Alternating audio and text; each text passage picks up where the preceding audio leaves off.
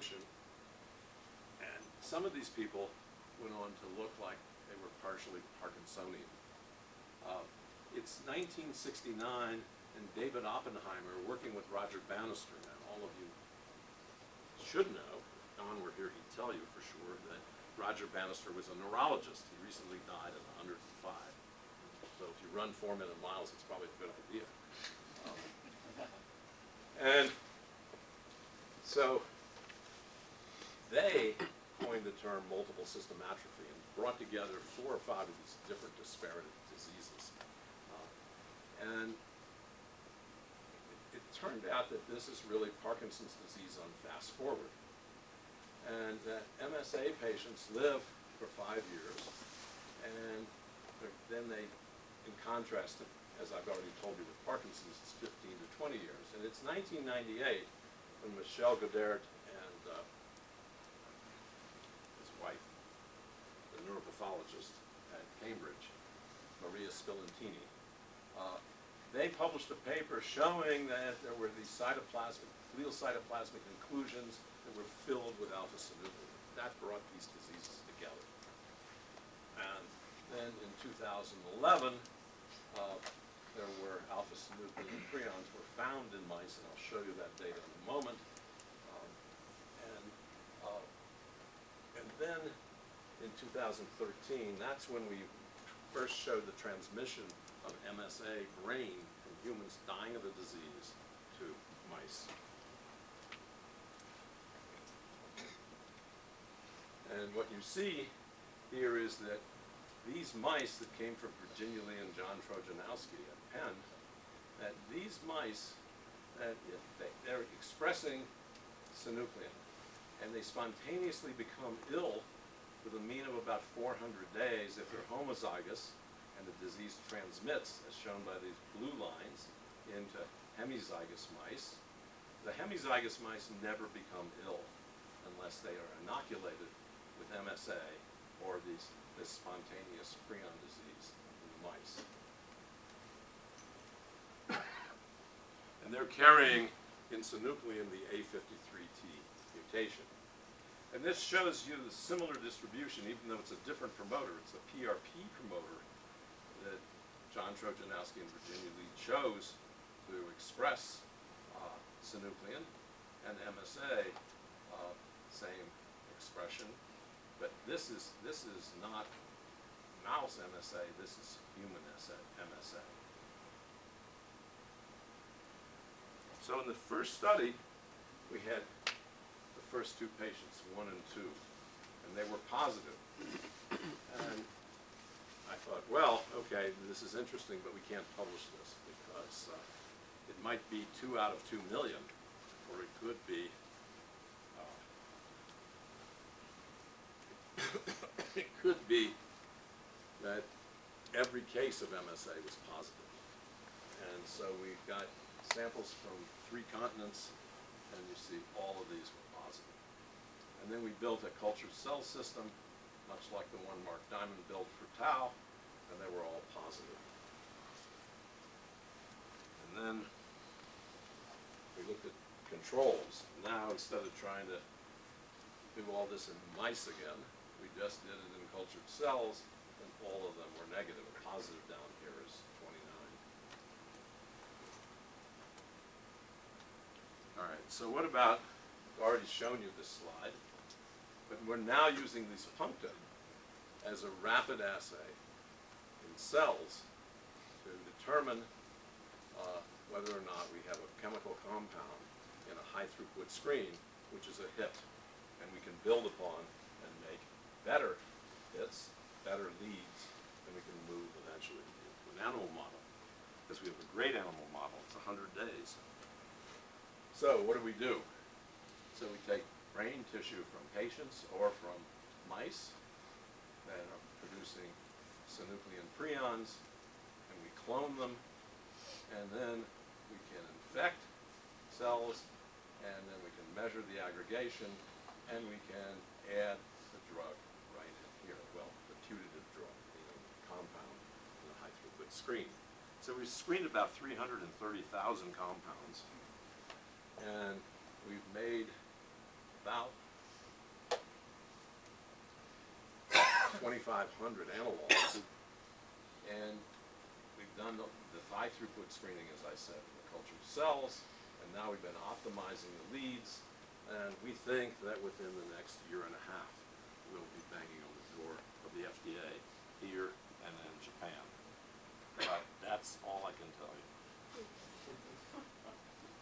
And I've given a bunch of talks over the past year where I told a little bit more. And the lawyers went crazy when they found out. All right, so all of that data that I showed you with those bar graphs for PRP and the aminothiazoles, you see this is what the data looks like. So here's the control, there's no drug, and here's the drug treated animals 100 days. What about over here? So this is all I'm able to draw. I don't know whether this is okay or not, but one of the smartest medicinal chemists we have, talking to the lawyers, think this is okay. It's a similar story, but that's, I can't tell you more than that. And so the last piece is about tau and CTE and the frontotemporal dementias. Now, in people with these frontotemporal dementias, they have personality changes and behavioral changes. They lose their executive function because that is all in the frontal lobes, which are the last area to evolve. And language is another huge problem. Now, these behavioral changes range from lethargy to disinhibition. They include apathy, social withdrawal, socially inappropriate demeanor, and insomnia, which is common. And then drug addiction and alcoholism. And at this point, people are seen as having PTSD, especially if they've been in the military. If it goes one more step, they're seen as having chronic traumatic encephalopathy because they have killed themselves. This is a pretty horrible disease. This is Aaron Hernandez, who played for the Patriots and then killed somebody in Boston and went to jail, and while in jail, he killed himself. And this is my work of Anne McKee, and you see these huge deposits of tau in the frontal lobes, but they're very focal. So it's not the whole brain, it's not the whole frontal lobe. And in CTE in soldiers, military people, a lot of this happens as they train. So these are the special forces, and there are a lot of these people. Probably 10% of the military are these kind of people who are throwing bombs all over the place in training to kill all kinds of bad people. So this is the frontal lobe, here's the temporal pole, and these areas both are affected with tau collections. And it's the same story with NFL players, boxers, a few people with soccer. Here it shows you the differences from one case to another in terms of the amount of tau prions in the temporal pole. These are 3 different cases.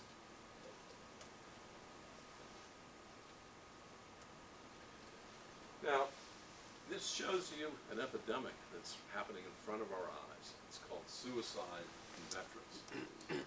We have 17 veterans a day who are killing themselves each day, and we have 3 active duty soldiers.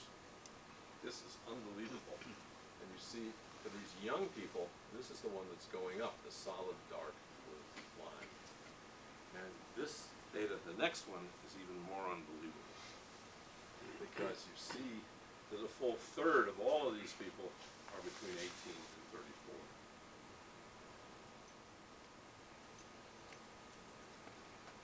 34. And here's PTSD.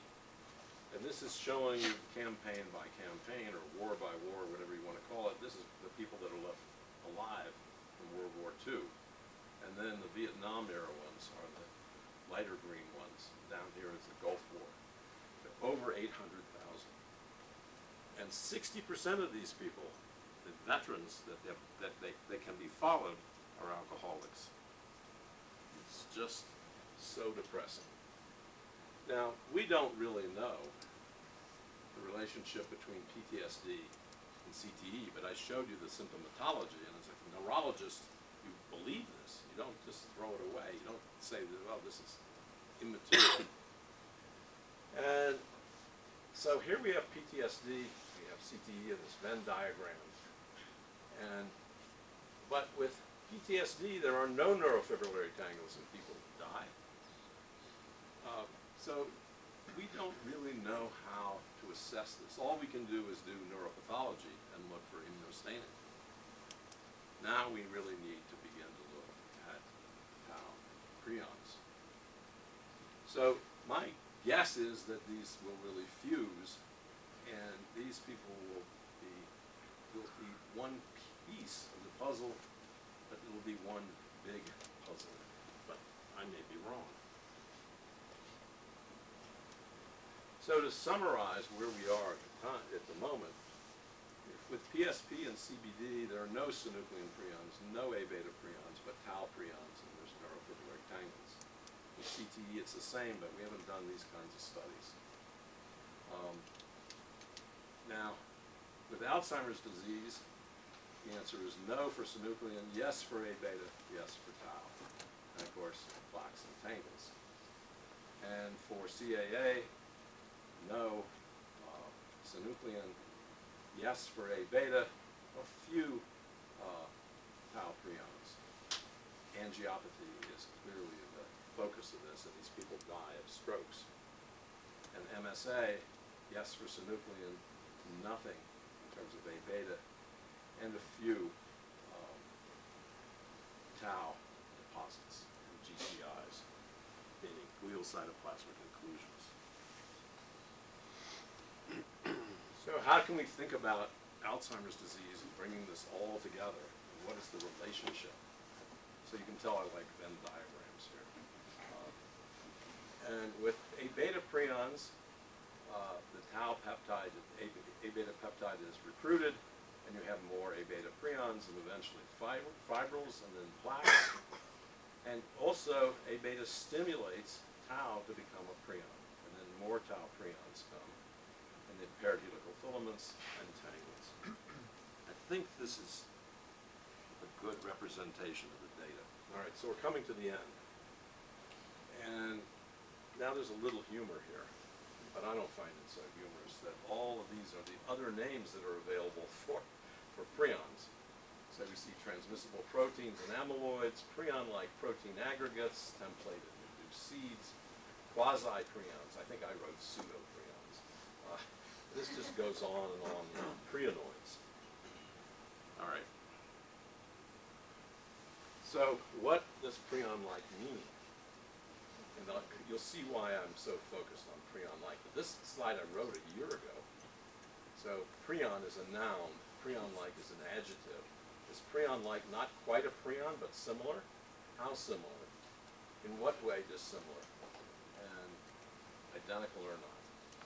And tobacco mosaic viruses were used for many, many years. And everything that doesn't look like a tobacco mosaic virus can't be called something else. It's a virus. So you guys have done a much better job with this than the people in this new field. And like viruses, there continue to be new facets of prions that will be revealed with the discovery of new functional and pathogenic prions. So these are virus-like viruses. Which one is the virus, right? Is it this one? And all these others are kind of like virus-like viruses. I mean, this is so stupid. But it gets worse. So this is the paper we published on May 1st, 2019. I wanted to tell the editor of Science Translational Medicine, who will go unnamed, but her name is easily found. This is the title I wanted for the paper, because this is the correct title. Alzheimer's disease is a double prion disorder. And then I wrote, prion-like is the zenith of stupidity. Now, I was trying to decide with you guys whether I should change stupidity to idiocy, but I don't know, it sounded like Trump. Now, this shows you what I think about this. I have to get some sound for this. This guy is just great. I can watch this for an hour. All right, but there is hope. This is from The Economist earlier this year. There is a more general point, though. This is a paper that was published on CAA. Stanley Prusiner, the prion theory, then Alzheimer's disease included, are prion diseases of one sort or another. To many, that seems unlikely, as the only human prion diseases known at the moment all involve the same protein, PRP, as CJD. If CAA, which is an A-beta disease, which involves amyloid beta rather than CJD, also proves prionic, that's another one, it strengthens the idea that Dr. Prusiner is right. Now, I haven't had time, but next week I'm going to send people at The Economist. There's nobody, there's a group of people, they go unnamed, but I'm going to send them that paper I just showed you, the one that's got a really stupid title. So, this is the last slide, and it's kind of everything on one slide. It's the sporadic forms of the disease with a wild-type protein, the wild-type precursor. And this is where I think we have to intervene, and that's where our focus is, all of these diseases, in interdicting between the wild-type protein being converted precursor into the prion. And it doesn't matter whether it's a mutant, it's the same approach. And out here, the prions are either destroyed by proteases, or they polymerize into fibers, and then they get deposited as plaques or tangles or GCIs, as I've shown you. And I think I can stop here. I think this is blank. Yeah. Okay. Thank you.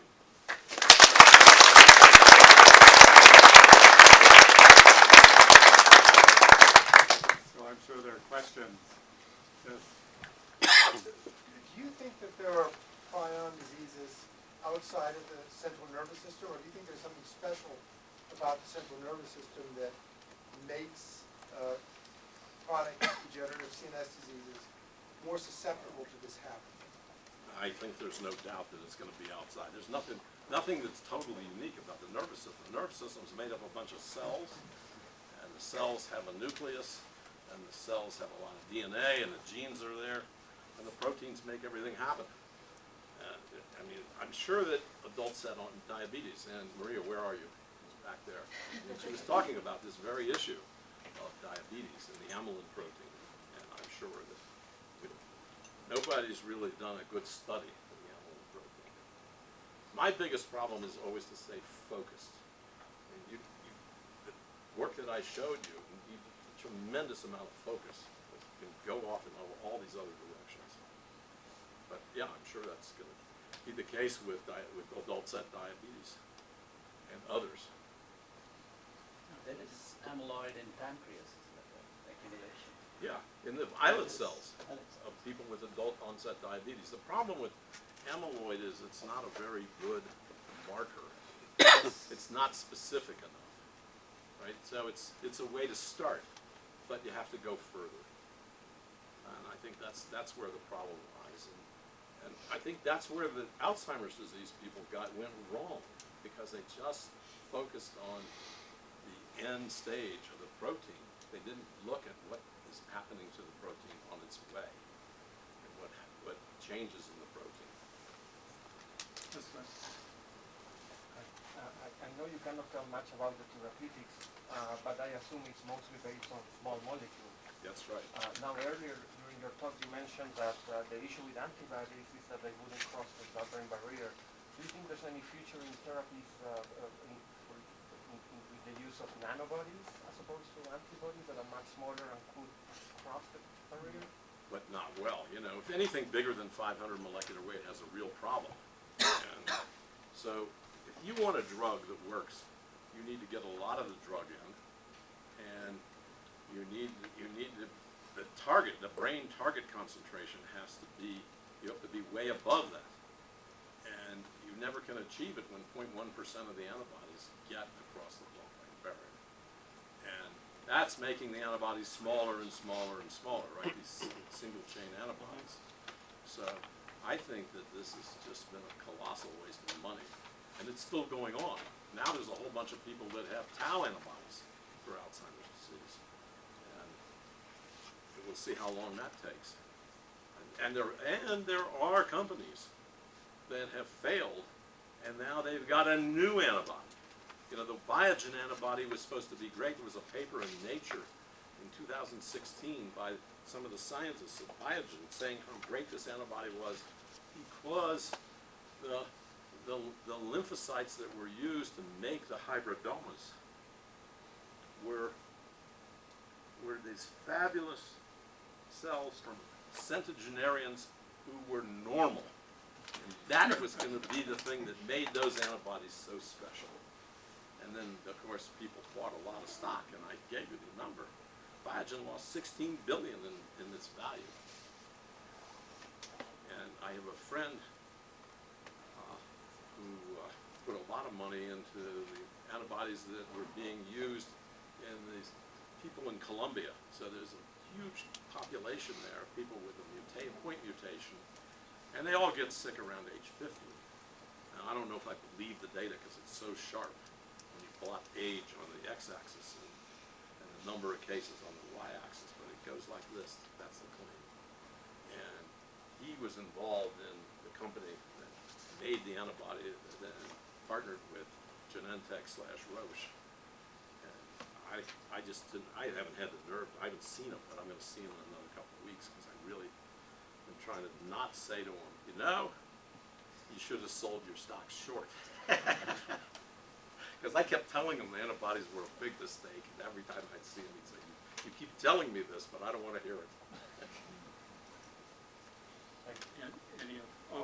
So CTE I find is a little different from all the others, because we have an end effect, and we know what the trigger is, but the pathway in between is a little less resolved, and I'm just wondering if you could.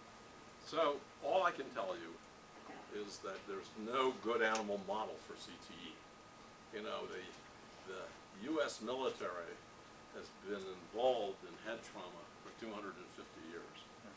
And I would guess that since the Civil War, there have been people studying blast injuries. Because in the Civil War, there's a very famous guy named Weir Mitchell, who was a neurologist, and he worked on peripheral nerve injuries. And there's not a single really good blast injury model of anything in an animal. It's just not there. And they build these $1 million blast tubes, and they compress the air, and then they let it all boom go like that. And there are a couple models where the claim is that tau goes up in some of these animals, but it's not reproducible by other people. So I don't really, nobody knows the mechanism here, but it's clear that in boxers and punch-drunk dementia, as it's called, there are a lot of tangles. If you don't have tangles, you're not demented when you die as a boxer. And the cases where people have died and they were demented in hockey, in soccer, all of these diseases, and of course football, there's a lot of tau deposited there, but it's focal, just like I showed you, Aaron Hernandez. So I think the data's real. I don't think it's going to fall apart eventually. Right. But I don't know the mechanism.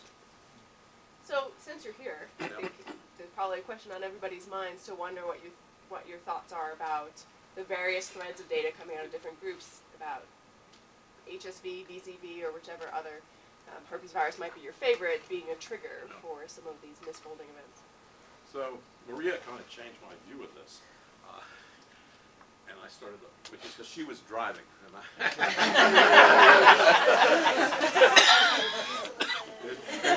and two of her wonderful postdocs were there in the car, and I thought, you know, I need to be a little less strident. But I sort of think that, you know, there can be lots of risk factors, and you know, these viruses that like herpes, they're enormous number of people have these viruses.